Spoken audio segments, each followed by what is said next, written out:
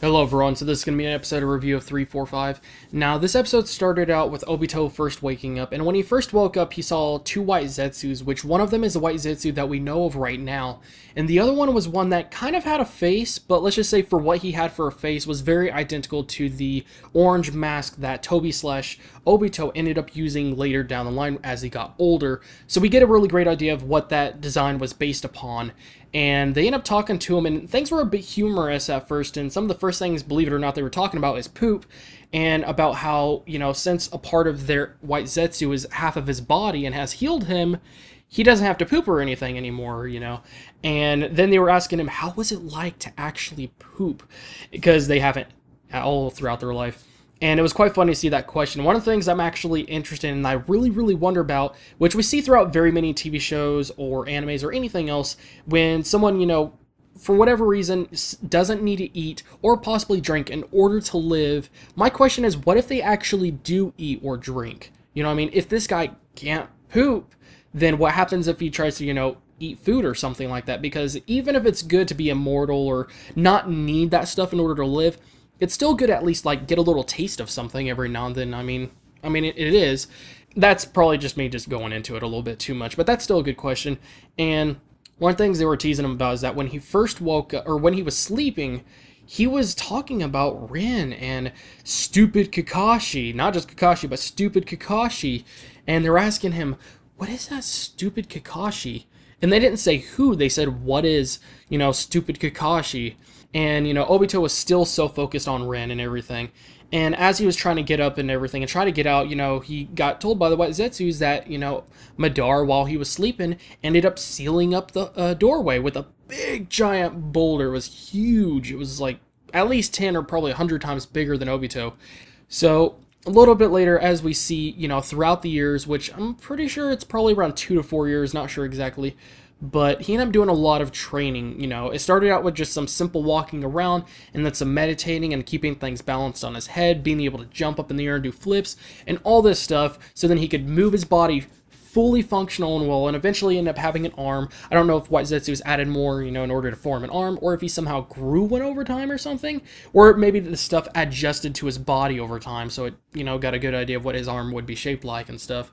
And one of the things that ended up happening a little bit later is, as he got older, one of the things I still find a little bit, I guess you could say, weird, is that as he got older, his hair got really long and really wide, and it was getting to the point where, it may be just me, but it was looking a lot like Madara. Ironically enough, his hair was really starting to make him look a little bit like Madara, so it was a little bit crazy.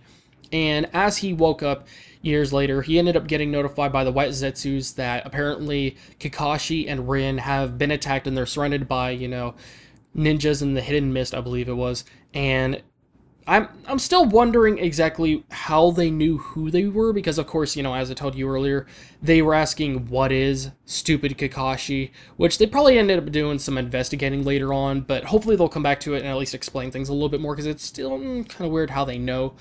And he did end up asking them about the yellow flash, so there is a very good chance that he ended up telling them or describing them to him, or they end up doing some investigating in order to find out who these people are.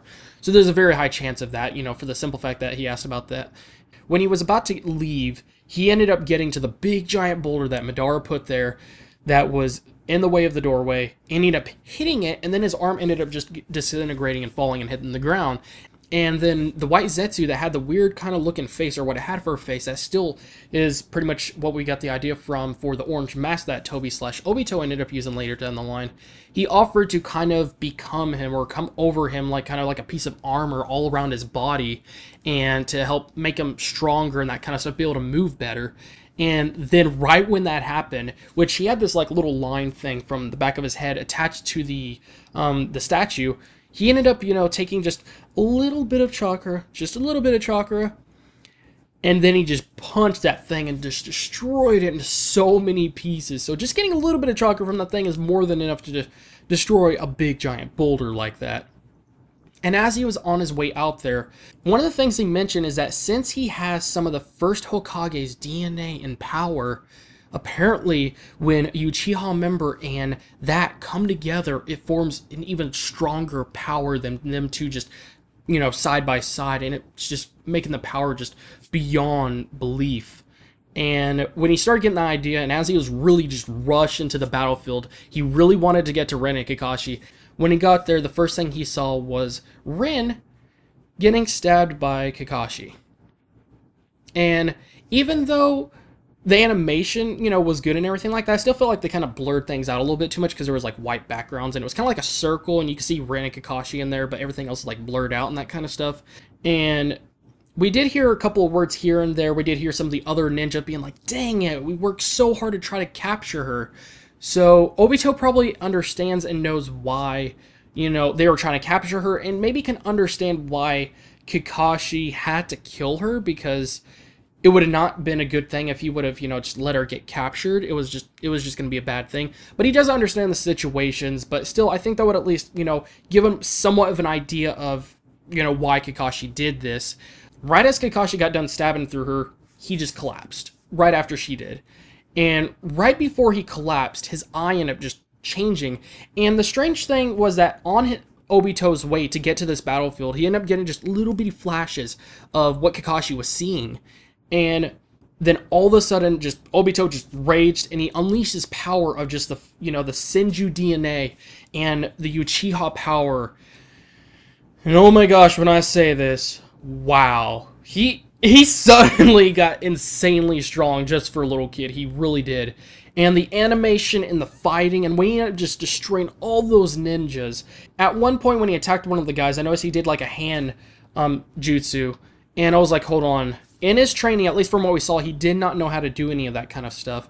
So there's a little bit of skepticism of like how that happens or anything like that. And this makes me feel like, maybe the White Zetsu was in partial control of his, movements when he was fighting them and everything. And just seeing him fighting like this and having, his power awaken with his eyes, especially at this young, honestly. I mean, look at, Sasuke. He's noticeably older and, it took him so many years to get his power awakened. But I guess all it took was really for Rin to die, just like Naruto when he was going against pain, and when he saw Hinata die, or at least when he thought she died, his power just awakened. So this was, Obito's way of kind of having that happen to him. And just, I must say that this episode was pretty good overall, and I must say that I still feel like, there was some humor in it, which is usually good, at least most of the time. And the poop thing, I still kind of wonder about that. And there's still some questions and everything, and I feel like half the episode, the very first half, was very slow-paced, and then the second half was very fast-paced. Like, a little bit too fast-paced. I feel like there's a lot of unknown details that they might be leaving out or something like that.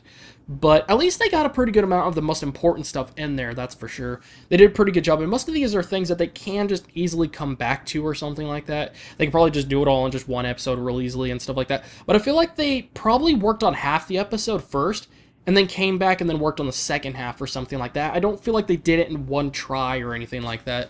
So I'd give this episode a 4.4 out of 5. I feel like, last week's probably should have gotten a 4.6, but I still get a 4.3. And this was a good episode overall. They did a great job on the action.